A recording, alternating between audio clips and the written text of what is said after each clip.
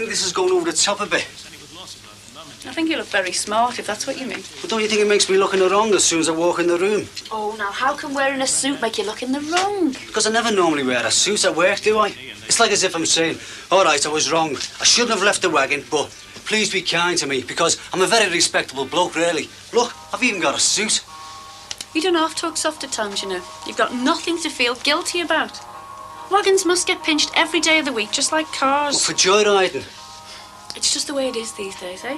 And when cars get pinched, the busies don't come round and search the house, do they? It's dead serious, this, Chris. They could sack me, love. Oh, no, they wouldn't do that. You've never been in any bother with them before now, have you? Of course not. But it's a hell of a way to start, isn't it? Having the 50 grand rig pinched. They wouldn't really sack you, would they? I don't know, love. I really don't. Just keep your fingers crossed, eh? Well, just tell them why you did it. Of course I'll tell them. It's their fault anyway, you know, when you come down to it. They've lied to you with all their false promises about this desk job. Well, I'll tell them. But perhaps not so many words, eh? You stand up for yourself. You make sure this union man has all the facts, and don't you leave that office till they have your side of the story. I will. I mean, I won't. Oh, I wish I could go in there with you. I'd tell them a thing or two. You work all the hours they ask of you. They promise you this assistant transport manager's job, and they keep putting you off. You've got nothing to feel guilty about, love. You just tell them. I will. See you, love. Bye-bye, love. Bye.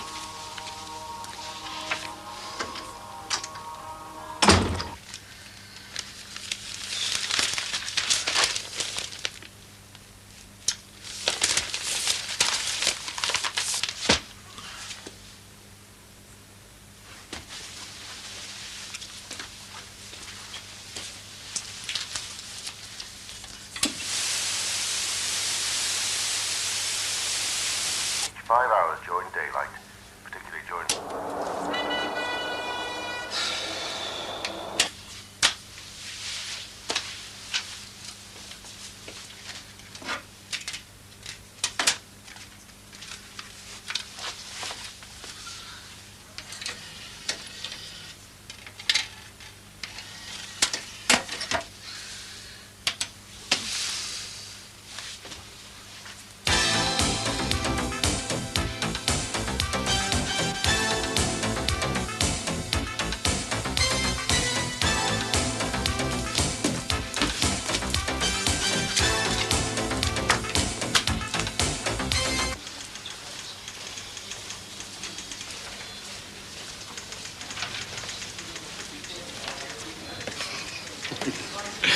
Not left the mothballs in the pockets, have we? Sometimes I wear a suit, and sometimes I don't, right? Well, no, don't get prickly with me. I'm on your side, remember? What do you reckon? Let's not mess about, eh? You're right, innit? You know what Dutton's like for rules and regulations. I thought you were supposed to be on my side. I am now, but that doesn't alter the facts. I mean, you were a right pillock to do what you did. Don't you call me a pillock. You know why I left the wagon here, don't you? Eh? And what's this about? You're on my side now. What do you mean by that? I am now. Now that you've paid your back dues. I love your sort of fella, you know. Morning, gentlemen. You needn't have made a special sartorial effort, Frank.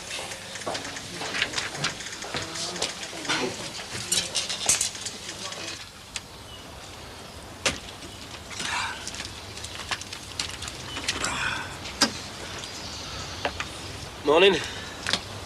What are you doing? I'm a transparent aperture cleansing operative.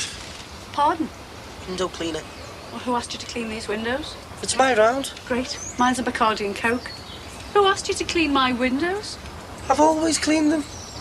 I've lived here for 4 months. I've never seen you before now. Ah, well, I saw you were in, so I thought I'll make a start and then sort it out with you later. That's not the way, is it? I don't know what you mean. You should have told me how much before you started. It's only £1.80. OK.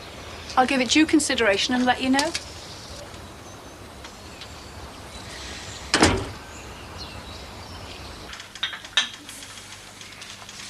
There's no getting away from it, Frank. A driver has to be fully responsible for his wagon and load as soon as he leaves the depot. I'm not arguing about that. What I am saying is a driver must have to leave his wagon at some point. And it's not my fault somebody chose to pinch my unit and trailer. But you weren't where you should have been. If you hadn't deviated from the recommended route, it wouldn't have happened. It could have happened anywhere. It's just bad luck that mine got pinched, especially for joyriding. And if it is the driver's total responsibility, as you say, once he leaves the depot, surely he has the rights to change routes. You're trying to cloud the issue. Those routes aren't just chosen randomly, you know. It's down to costings of the product and the most economic method of delivery. We can't have you men going out of the gate and thinking, it's a lovely day today, I think I'll take the pretty route. All right, though. I mean, the driver has to be able to choose his route. I mean, there might be hold-ups, you know, accidents, roadworks. Well, of course he has to be able to do that. But let's be honest. Frank changed his route purely for a personal reason, and that just isn't on. You do accept that, don't you, Frank? Yeah. But it happens all the time. Oh, now, hey, Frank. I mean, we don't want to go giving that impression. I mean, the majority of my members are responsible people who don't go around having their wagons stolen. Thanks a lot, Jeff. Well, you know what I mean, don't you?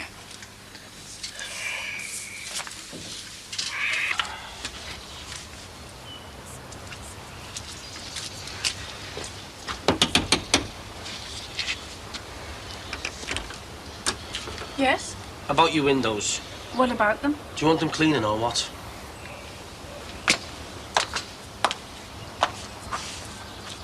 Well, half of them look very clean to me already. That's because I've just done them. Very kind of you. I'll tell you what, I'll give you £1 to do the rest. Oh, wait, hang on a minute. And a cup of tea.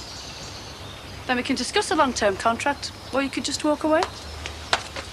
2 sugars. Now, what about the drinking and driving?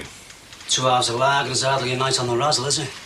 The company rules clearly state that a driver is totally prohibited from any alcoholic drink while he's in charge of a company vehicle. That applies to me as well as everybody else. 2 hours of lager, that's all. And it was with a meal. Fog. Pardon? Well, if a driver is about fog on the weather reports, I mean, he might have to go miles out of his route to get the load through. So you admit drinking alcohol during the course of carrying out your duties? Yeah. But come on, for God's sake, I'm not a kid, I know the score. I have to say the company take a very serious view of these facts. There's been a flagrant breach of company regulations. And under the circumstances... Now, just hold on a minute. I've never put a foot wrong with this company before this.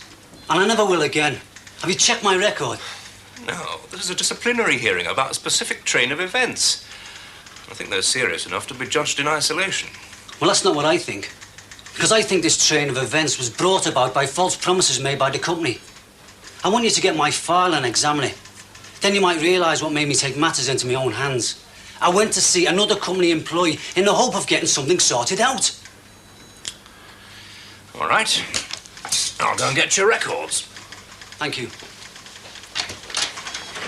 Why didn't you insist on looking at my work record? I suppose I had. And there'd been something in there that could have made things worse for you. I have to use my discretion in this job, you know. Well, from what I can see, pal, that's about the only thing you are using. Because you're about as much use as a one-legged man in a bum-kicking competition. I'll let that pass, Frank, because I know you're under a great strain at the moment. Under a great strain? If I lose this job, pal, who else is going to employ me? Because I'll have been sacked for having me wagon pinched, going off route and having a drink. No one will want to know the details, will they? I'm fighting for me life here, pal, and I need all the help I can get. So come on, Jeff, for God's sake, do something positive. All right, look, we're not beaten yet. I'll just nip to the gents before he gets back.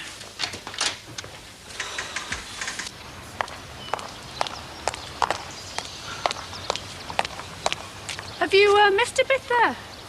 It's been a pleasure meeting you, Mrs. Rogers. Bye.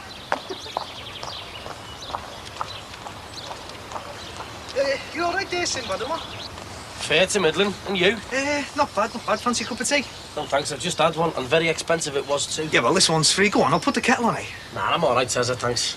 Oh, come in for a minute. I mean, I haven't spoke to anyone all morning. I'm a transparent aperture cleansing operative. You what? Not Marjorie Proops. Why don't you go out if you want to talk to someone? Hey, you can clean the windows myself, you know. I've got the time. What's the matter with everyone round here today? Here at number 7 just tries to fiddle me out of 80 pence. Harry Cross tries to pay me with pancakes, and now you're making threats. 2 sugars.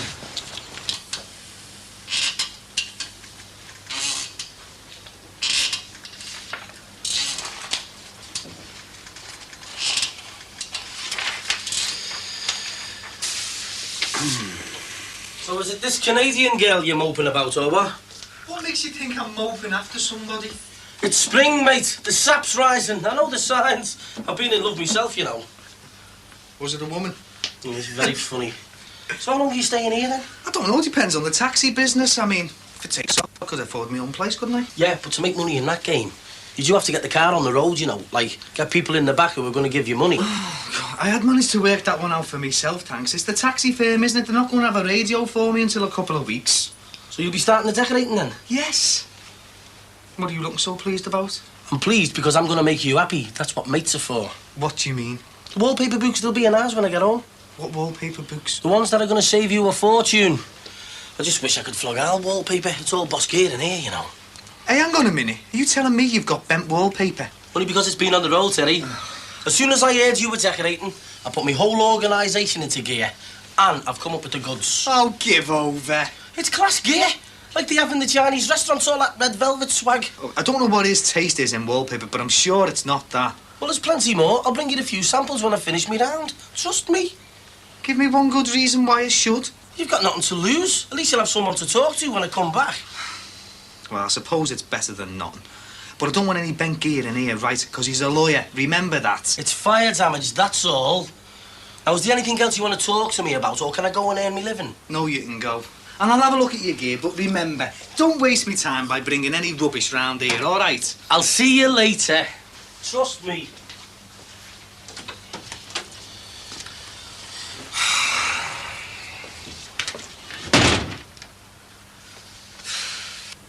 But Mr. Dutton, how long would you have waited for a job promised months and months ago? That's totally irrelevant. No, no, hang on. I mean, you can see his point, can't you? And he does have a first-class record with this company. I'd like to plead for a bit of, well, you know, compassion here, Mr. Dutton. I mean, Frank's admitted he's done wrong, and now you know the reasons why. And it won't happen again, will it, eh, Frank? If you sack me now, I'm back on the dole with the rest of the no-hopers. And I've been there before.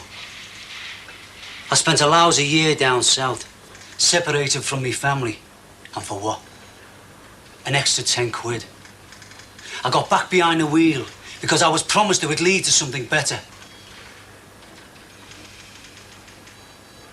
If I get the sack now, I'm right back where I started. I've got a wife and 3 kids to support. And all I was trying to do was find out when a job that was promised me months ago was gonna happen. The police raided me house, upset me wife and kids, and they found nothing. I'm sorry the wagon got pinched. I'm sorry I went off route. And I'm sorry I had a drink.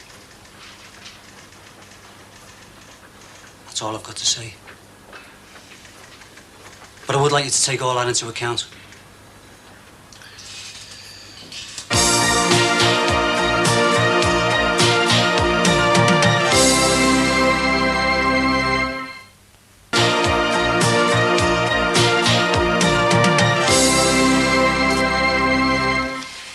It's all classic gear, this, Tezzy. What? Pheasants and dogs? Well, there's a gun and binoculars. Yeah, there's loads more. When was this fire? Last Sunday. Should have been Saturday, only the lads wanted to go to the match. What? Joke. I mean, I can't choose wallpaper for myself, never mind someone else. Well, I asked a mate of mine who knows about these things, which was yuppie wallpaper. Oh, and he'd know about these things, would he? Oh, yeah. Well, what did he say? Most of them.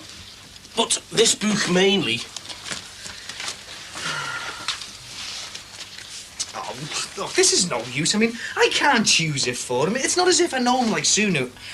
Well, Sue used to work for him, you see. Ah, she's the one you've been moping about. Look, I've told you I'm not moping after anyone, but you just solved my problem. Well, there you are. Let her see them books and she'll sort it out in no time. And if you need any advice on how to lash it up, I'm a bit of an expert. Yeah, I bet. I am, honest. Well, will you see her then? Oh, as soon as I can. All right, I'll call round tomorrow, see how you're going on. You seen anything of Sheila? No, sorry, Bob. She wasn't in earlier when I'd done yours. I was just going to knock now for me money. How much is it? £2.20. How much? I don't know how I do it at the price. Look, do you want me to give her a message if I see her? No thanks, lad. I'll ring it from the office. All right, see you.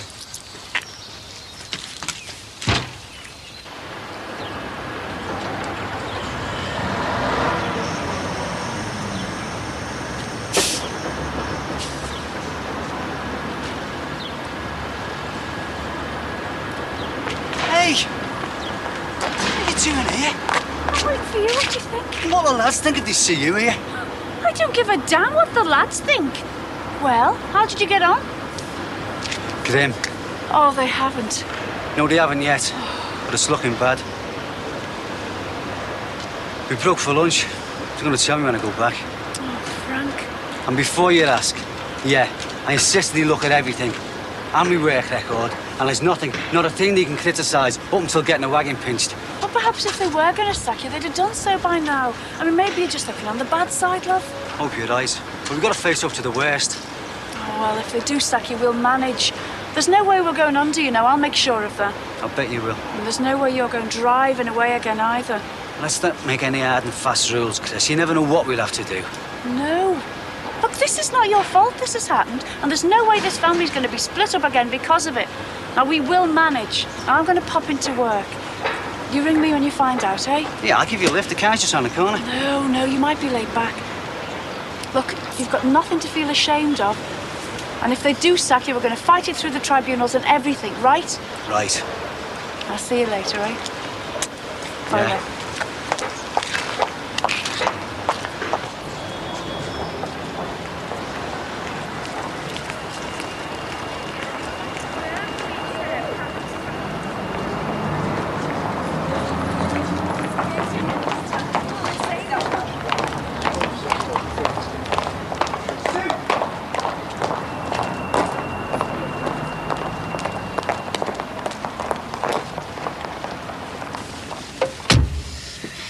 What are you doing here? Well, I wanted to see you. That's nice. Look, there was something I wanted to ask you. That's if you don't mind. Would you, happen to know what kind of wallpaper Jonathan liked? Wallpaper? I can honestly say, in all the time I worked for Jonathan, we never once discussed wallpaper. Try asking that Canadian girl. And look, if you don't mind, I really must go for my lunch. Oh, wait, look, don't be like that.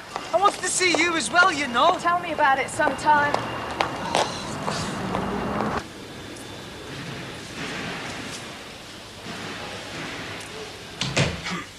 Oh, I hope you don't mind just waiting in your office, Mr. Dutton. The secretary said it'd be all right. No, no problem at all. I've discussed this with the transport manager and the depot manager. And to be honest, I really had to talk them into a decision. Which is? We've decided to treat it as serious rather than gross misconduct. So you won't be sacking him then? No. But it was close, Frank. And I want you to realise that a serious misconduct isn't a let-off. It'll stay on your file for 12 months. Months more and... I know. So, you'll be starting back at work tomorrow then? Yes. And I still intend to proceed with the promises this company's made to me about the assistant transport manager's job. Yeah, I don't think this is the time to bring that up now, Frank. You'd be well advised to let the dust settle. All right. But I still don't think I did much wrong. Thanks very much, Mr. Dutton there. I was only asking for what was promised in the first place. You don't have to pick your times, don't you? We get a result in there, and you want to go push We get a result. How did you get elected, Jeff? Wait. Look, I reckon if I hadn't been in there with you, you'd be out in the streets by now. You're not worth a carrot, pal.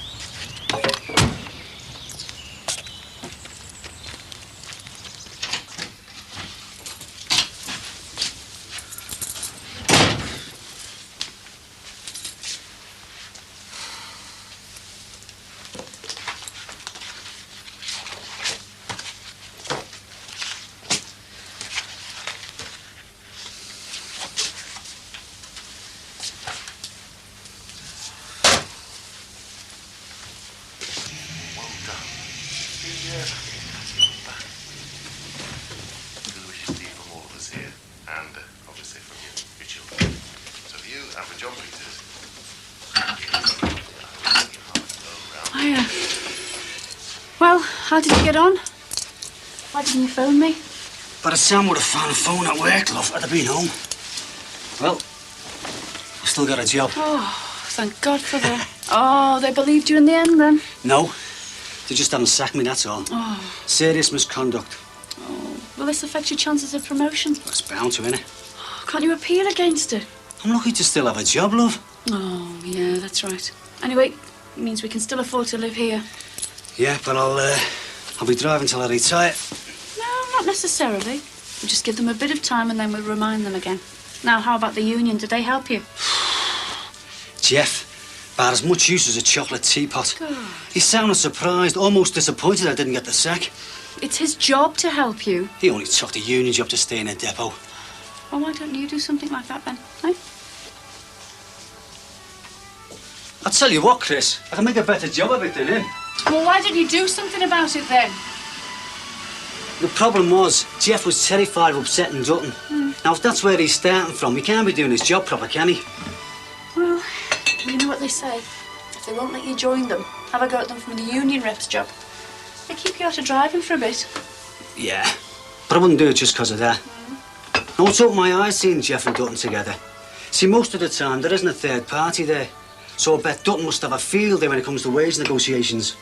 You'd make a good union rep, you know, love. Because you'll listen, but you won't be pushed round. Anyway, in the meantime, you've got a job. And you definitely don't have to go away driving for long periods of time. That's true. And it's an extra added bonus having somebody else who can fix a plug in the house. Thank you.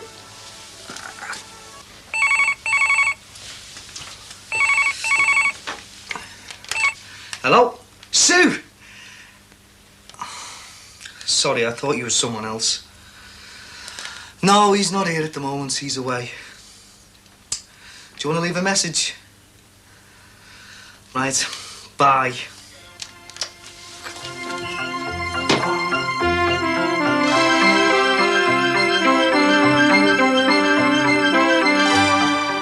Another chance to meet Maruf Farouk and follow the story of his battle against kidney disease in Jimmy's next.